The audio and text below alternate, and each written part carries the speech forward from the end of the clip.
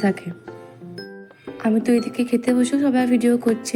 হ্যাঁ, এটা আমার লাইফে ফার্স্ট টাইম যে আমি কোথাও বিয়ে বাড়ি গিয়ে খেতে বসে ভিডিও করছি, এরকম ব্লগ টাইপের আর কি। বাকিদেরকেও একটু বলে দিলাম যে তারা যেন সবাই একটু হাই ভাই করে আর কি।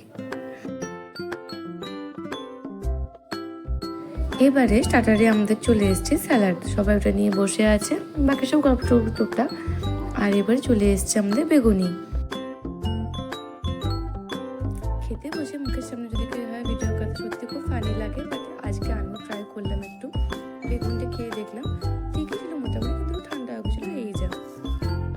এবারে আমাদের মেন কোর্সে চলে এসছে নান 2 পিস করে, আর তার সাথে ছিল মটরশুঁটি আর পনিরের তরকারি।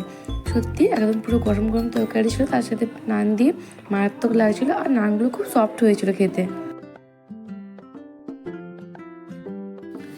এবারে পাতে পড়ে গেছে আমাদের ফ্রায়েড রাইস। আমি বসে আছি রাইসটাকে নিয়ে সবজিটার জন্য।